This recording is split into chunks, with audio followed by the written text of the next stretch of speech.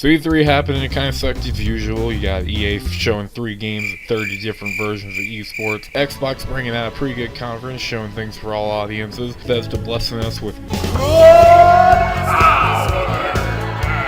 Square Enix beating EA at their game with the worst conference of all time. Ubisoft just making a scene for everybody to enjoy. PC being PC.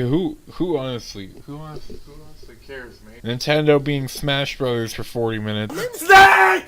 Oh my fucking god! So then we have Sony. Sony was lackluster this year, you know, whatever. They announced a bunch of stuff, but they announced one thing I was particularly interested in. As you all may know, I really love the Resident Evil games hardcore. I mean, they definitely haven't aged well. I mean, yikes. You were almost a jibble sandwich. This You're right. is a mess on every level. But I've played every Resident Evil game many times, and last year Resident Evil 7 was my game of the year. I also promised a review of it like 30 times.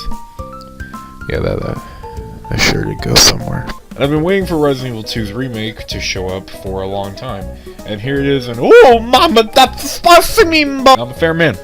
Look at both sides of the coin. I'm here, and I'm analyzing them equally. So let's start with the stuff I liked.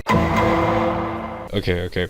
I'm kidding. The RE engine for 2017's Resident Evil 7 is fantastic and should be the standard for video game engines from here on out, keeping a photorealistic look while also maintaining a stylized appearance. Plenty of games failed that and look boring and vapid and sometimes uncanny in their attempt to mimic real life. Am I dead yet? So it's cool to not see every developer wants to stick to that policy. I love the original Resident Evil 2, but something always felt off about Raccoon City Police Department being so well lit and bright. People take issue with it being so dark in the remake, but dude, we're facing a place where a citywide zombie outbreak has started and the place is quite literally on fire and fucked. RPD should be dark and spooky, and it looks pretty solid to me. Pretty obvious goes without saying, but the acting is much better this time around. Loving Martin's voice, Leon sounded good, Claire sounded good, Sherry's a child actor, so you know, she's Sherry. But overall, it sounds really good. The reveal trailer had a really good voice actor who got chomped by a zombo, but you know, it's real good stuff.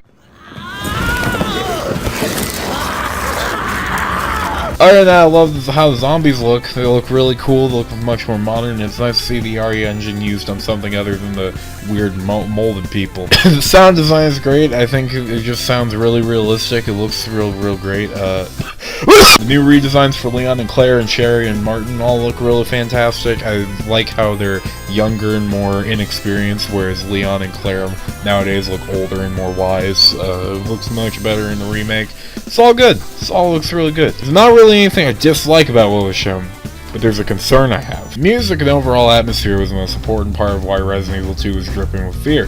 Soundtrack was stellar, and the noise of the RPD were all frightening. Anything you noticed from this demo though? Oh, not much. Not really anything, doesn't, except the music ain't fucking there! I mean, for all we know, this could be rectified in final release, except this problem kinda was a thing in Resident Evil 7. Who did this? Was it you? Who did Capcom let this happen? The key factor to all 5 classic Resident Evil titles is a very important thing. Resident Evil 1, 2, 3, Code Veronica, 0. It's the music. Without the music, the atmosphere doesn't work it well. It suffers a bit. Doesn't really feel as fantastic as it originally was. This is not to say the Remake 2 isn't dripping with beautiful atmosphere from what we've seen so far, but without the first floor police station theme or the main hall theme, the sequences shown in the gameplay don't really hit the same way they used to. The main hall theme ties the entire station together. It's a place of security and serenity, but also fear and unease.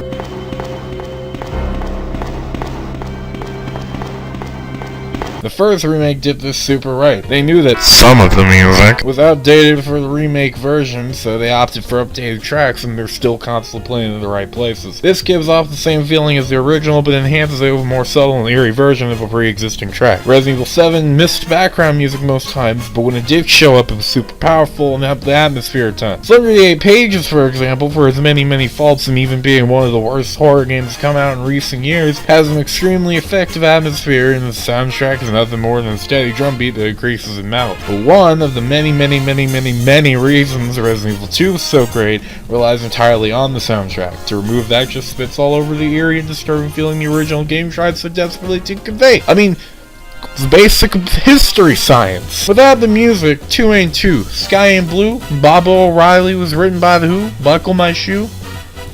game makes me shoot Mungo. And that's not to say you can't make a game have a great atmosphere without music. But the music is a pre-established good thing. What's next? Take out the final line from the original game?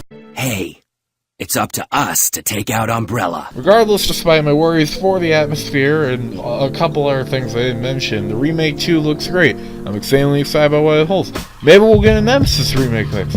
Who knows? I don't think... Did you expect me to? No. Fuck off. The video's over. Go home, you asshole.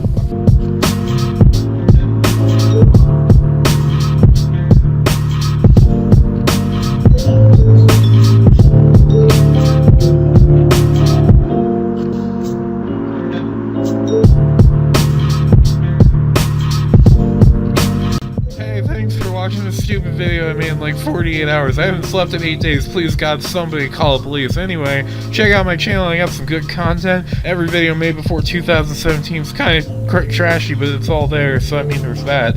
Also follow my Twitter. It's in the description. I post artwork and video updates there. Well, bye.